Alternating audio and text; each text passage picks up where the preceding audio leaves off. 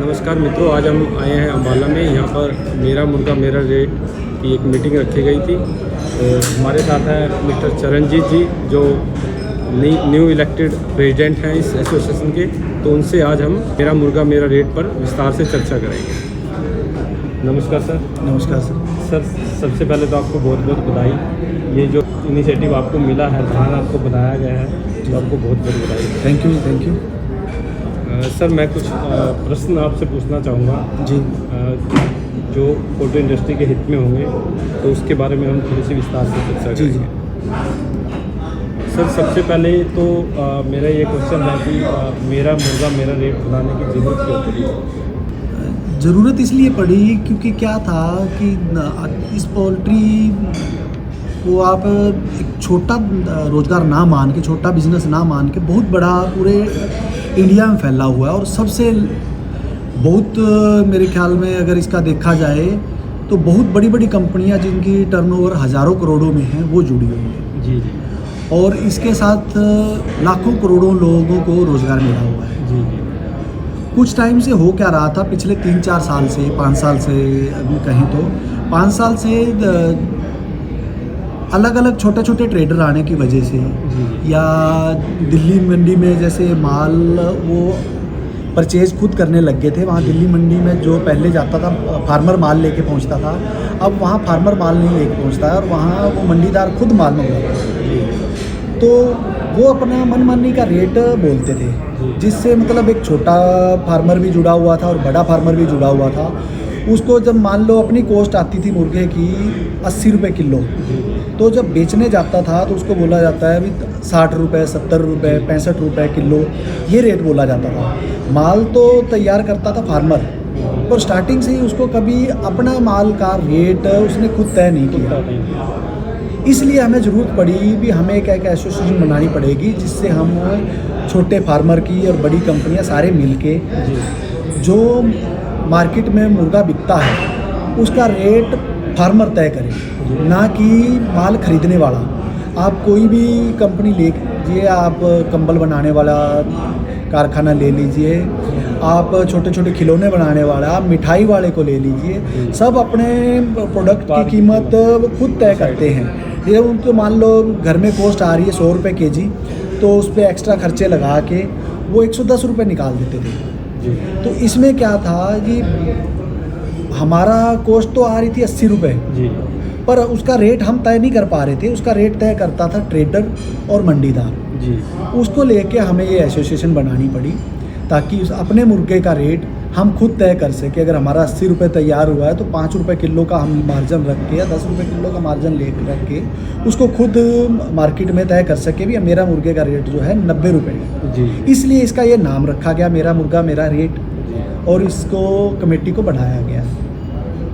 Sir, ये अच्छी बात है कि आपने छोटे फार्मर के बारे में भी आपकी अच्छी सोच है कि कमेटी बना दी गई, ताकि उससे अपने उत्पाद का अच्छा रेट मिले, ताकि वो लॉस में ना चले और आगे भी फार्मिंग करता रहे। जी जी। पर सर, ये रेट निकालेगा कौन और इसके क्या मानक होंगे? किस तरह से ये रेट मार्केट में कैसे सर्वे करके ये रेट निकाला जाएगा? रेट जो निकाला जाएगा वो हम क्या करेंगे, जो हमारी कमेटी बनी है जिसमें काफ़ी, इसमें जो ग्रुप है इसमें काफ़ी बड़ी बड़ी कंपनियां हैं। आप यहाँ तक कहेंगे कि बैंकिंग के पास 70-80 लाख ब्रॉयलर होता है, और आईबी ग्रुप है, और कई ग्रुप हैं जिनमें के पास अच्छे, कोई 20 लाख मुर्गे पाल रहा है, कोई 15 लाख पाल रहा है। उनसे फ़ोन पे डेली शाम को बात होती है भी हमें क्या रेट निकालना चाहिए। उसके बाद करके फिर आपस में जब डिसाइड करते हैं 10 बंदे 15 बंदे भी कल कमेटी के भी, क्या उसमें क्या है, हम ग्रुप में मैसेज छोड़ते हैं भी अपना अपना आइडिया दो। इस ग्रुप में लगभग 150 बंदे जुड़े हुए हैं। फार्मर, छोटा फार्मर भी है, छोटा मतलब 1 लाख 1.5 लाख तक का फार्मर है, और 25 लाख 30 लाख का 40 लाख तक का इंटीग्रेटर हैं, वो जुड़े हुए हैं। तो उनसे डिस्कस करके उसके बाद इसका रेट निकाला जाता है। तो शाम को डिसाइड होता है भी ये रेट, उस रेट को फाइनल रेट निकाल दिया जाता है। रात को 9 बजे हम निकाल देते हैं नेक्स्ट डे का रेट, जो भी नेक्स्ट डे माल बिकना होता है। सर, आपने रेट तो तय कर दिया, मार्केट में रेट निकाल दिया आपने, पर उसको खरीदने के लिए मान लो मेरे पास मुर्गा तैयार है, फार्मर के पास मुर्गा तैयार है जी जी, वो किसको कॉन्टैक्ट करेगा कि उस रेट में मुर्गा हमें बेचना है? वो तो जैसे हम रेट निकालेंगे ना, तो जगह जगह ट्रेडर हैं। जी जी हर सिटी में तीन चार ट्रेडर बैठे हैं, मतलब ऑल ओवर इंडिया में आप देखोगे तो हर सिटी में आपको ट्रेडर मिलते हैं। जी तो वो खुद फ़ोन करते हैं भी मेरे को माल चाहिए, तो हम उनको बताते हैं भी मेरा मुर्गा, मेरा रेट जो है आज का वो ये है। जी। उस हिसाब से माल को बेचा जाता है। मतलब उससे नीचे आप माल ना बेचें, उससे नीचे माल तो जो रेट कम निकाल दिया ना, मेरा मुर्गा मेरा जी, रेट जी। ने जो कमेटी ने रेट निकाल दिया, जी। उससे नीचे रेट बेचते हैं। उसको एरिया वाइज, मान लीजिए मैं दिल्ली के नज़दीक बैठा हूँ तो हमने रेट निकाला 100 रुपये, तो दिल्ली वाले का पानीपत तक मान लो एक मुर्गे पे गाड़ी पे खर्चा आ रहा 10,000 रुपये। जी। अब वो कुरुक्षेत्र जाएगा तो उसका जाहिर सी बात है 13,000 रुपये हो जाएगा। उसके अकॉर्डिंग वो जो कुरुक्षेत्र में रेट होगा ना, वो 50 पैसे या 1 रुपया केजी कम होगा। जी। रेट इस हिसाब से निकाला जाता है। सर जब मार्केट में डिमांड होती है तब तो रेट ठीक रहता है, बिल्कुल अच्छा रेट रहता है, आप रेट भी अच्छा निकालोगे। अब कई बार क्या होता है कि मार्केट में मुर्गा जब सरप्लस हो जाता है, लोग 2-2, 3-3 किलो का मुर्गा तैयार कर लेते हैं, तो सरप्लस हो जाता है, तो उस स्थिति को आप कैसे मैनेज करेंगे? उसको मैनेज ऐसे ही किया जाएगा, एक तो हम सबको 10% प्रोडक्शन अपनी कम करनी पड़ेगी। जी।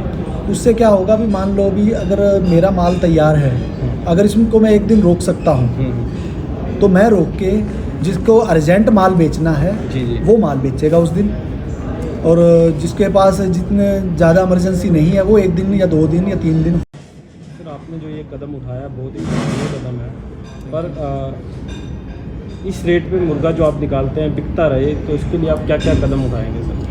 इसके लिए हम सभी जितने भी इंटीग्रेटर हैं, हमारे इंटीग्रेशन बड़े वाले हैं, छोटे वाले हैं या फार्मर हैं, सबको मिलके एक बात समझानी पड़ेगी भी जो रेट निकल रहा है इस पे आप डटे रहिए, कम ना बेचें, तभी स्टैंड कर पाएगा।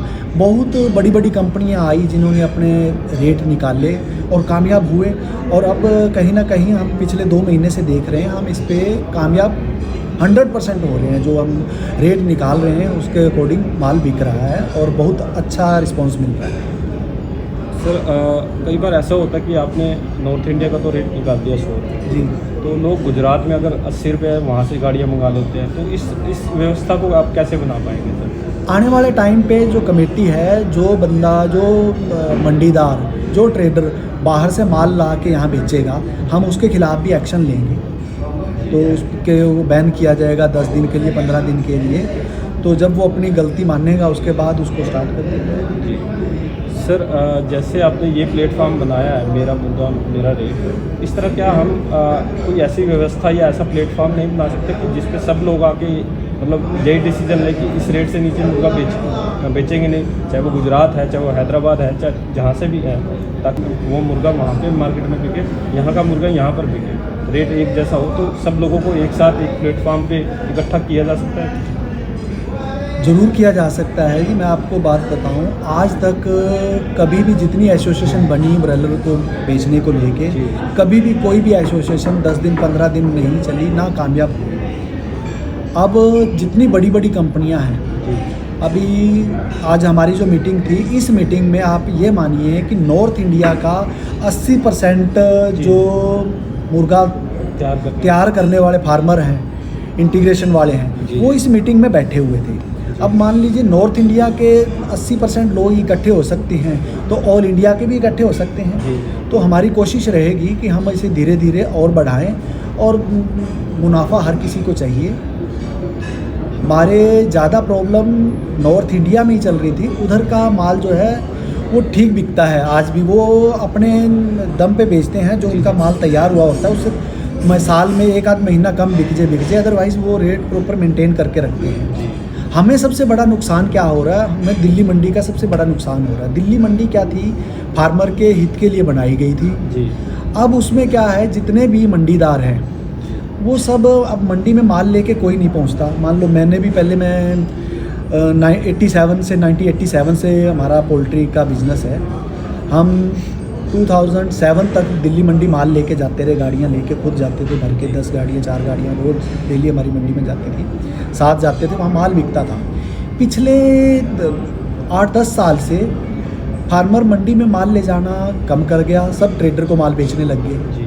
ट्रेडर को माल बेचने की वजह से क्या है, धीरे धीरे मंडीदारों की ना मोनोपोली बढ़ गई। वो अपनी मर्ज़ी से रेट लेने लग गए, भाई ये रेट ले लिया, बेचते थे अपनी मर्ज़ी से, क्योंकि फार्मर तो जाता नहीं था। वो सारे मंडीदार इकट्ठे होकर अपनी मर्ज़ी से रेट बेचते थे। हमें उनसे कोई आपत्ति नहीं है भी मंडीदार को नुकसान हो, हम नहीं चाहते। हम चाहते हैं भी हर बंदा खुशहाल हो। कम से कम जो फार्मर का 80 रुपये माल तैयार हो रहा है उसको 80 तो मिलना चाहिए ना। ये तो नहीं है कि फार्मर का माल 80 रुपये तैयार हो रहा है और उसे बेचना पड़े 60 रुपये 55 रुपये kg। सबसे बड़ा नुकसान वहाँ होता है। हमें चलो भी माल 85 बिके या 90 रुपये kg बिके, 10 रुपये किलो, 15 रुपये किलो, 5 रुपये किलो मार्जिन आए, वो रेगुलर आना चाहिए। जी सर, जैसे आपने अभी ट्रेडर की बात की कि ट्रेडर मार्केट को कुछ ख़राब कर रहे हैं, पर सर जैसे आपका काम है मुर्गा पैदा करना, आप मुर्गे बेचने के लिए भी एक वो चाहिए बीच में कोई ना कोई, तो ट्रेडर एक अहम रोल है। तो आप ट्रेडर्स को भी ऐसी कोई मतलब सुझाव देंगे कि वो इस रेट पे माल खरीदें ताकि हमें भी नुकसान हो और वो भी अपनी रोजी रोटी कमाते रहें? नहीं, हम ट्रेडर से भी मीटिंग करेंगे, उनसे मीटिंग करके उनको भी समझाने की कोशिश करेंगे कि अगर फार्मर है तो आप हो, अगर फार्मर बचेगा तो आप बचोगे, अगर फार्मर ही नहीं रहेगा तो आप माल कहाँ से खरीदोगे। तो हमारी कोशिश रहेगी कि हम ट्रेडर से बात करके और इस रेट को स्टेबल रख सकें। सर सबसे बड़ी समस्या जो हमारे इंडस्ट्री में आती है, जब मुर्गे का एक तो रेट नहीं होता मार्केट में, जब और इस फार्मर क्या कहता है कि चलो आज मैं कल बेचूँगा, तो वो मुर्गा भी सरप्लस होता रहता है और रेट भी टूटता रहता है। तो आप फार्मर को क्या सलाह देना चाहेंगे कि इतने का मुर्गा तैयार करके मार्केट में निकाल देना चाहिए ताकि आगे और नुकसान ना हो? हमारी फार्मर को यही सलाह रहेगी कि फार्मर जो भी मुर्गे पालता है वो 1 किलो 700 ग्राम 800 ग्राम से ऊपर ना करे। जब हम 1 किलो 700 ग्राम या 800 ग्राम का माल निकालते हैं तो वो दाना भी कम खाता है और बीमारियां कम आती हैं, नुकसान कम होने के चांस रहते हैं। मान लो हम 2.5 किलो का मुर्गा है, 2 किलो का मुर्गा कर रहे हैं, वो हमें 80 रुपये पड़ रहा है। अगर हम उसे 1700 ग्राम का करते हैं तो वो हमें 78 पड़ेगा, क्योंकि उसमें बीमारियां और जो और मार्केट में प्रोडक्शन बढ़ती है उससे बचा जा सकता है। सर आप हमारे चैनल के माध्यम से पोल्ट्री किसानों को, पोल्ट्री बिजनेसमैन को क्या संदेश देना चाहते हैं? बस हम तो यही बिजनेस को लेके, पोल्ट्री बिजनेस को लेके संदेश देना चाह रहे हैं भी जो पोल्ट्री का व्यवसाय है इससे जुड़ें, पर कोई भी कार्य करें उसमें चाहे पोल्ट्री का हो या कुछ हो, जिस तरह सब अपना माल का रेट अपना तय करते हैं, इसमें हम भी अपना रेट खुद निकालें, तभी सब बच सकते हैं। हमारे साथ प्रशांत जी भी हैं जो सेक्रेटरी हैं इस एसोसिएशन के, इनसे भी सलाह लेना चाहेंगे कि वो हमारे किसानों को क्या सलाह देना चाहेंगे। सर बिल्कुल हमारे प्रधान जी ने बोला कि एक तो फार्मर को अपना बर्ड 1700-1800 ग्राम से ऊपर नहीं करना चाहिए, इस पर वायबिलिटी रहती है, फार्मर के लिए भी एक कॉस्ट ऑफ प्रोडक्शन कम रहती है और उसकी कॉस्टिंग नीचे होने से उसको ठीक रहता है और प्रोडक्शन नहीं बढ़ती। और दूसरा, एसोसिएशन तो अपना काम करेगी, प्रधान जी अपना काम करेंगे, सारे मेंबर्स अपना काम करेंगे जी, और मिलके इसको रेट को एक स्टेबल करने की, कि फार्मर को कुछ चाहे 2 पैसे 4 पैसे बचने चाहिए, इस पे काम करेंगे सर। बाकी ठीक है। हमारे चैनल को क्या सुझाव देना चाहेंगे ताकि हम इस तरह ही पोल्ट्री की उन्नति के लिए कार्य करते रहें? नहीं सर, आप ठीक है, बढ़िया कर रहे हैं, आप लोग बहुत बढ़िया कर रहे हैं, हम तो आपको बेस्ट विशेस देंगे और आप अच्छे से कर रहे हैं, कीजिए, कर रहे हैं, बढ़िया कर रहे हैं सर। तो आज हमारे साथ थे चरणजीत जी जो अभी प्रेसिडेंट बने हैं मेरा मुर्गा मेरा रेट के। काफ़ी अच्छा इनिशिएटिव लिया है इन्होंने और काफ़ी अच्छा काम कर रहे हैं और करते रहेंगे। हमारी शुभकामनाएं इनके साथ हैं। सर आपका बहुत बहुत थैंक यू।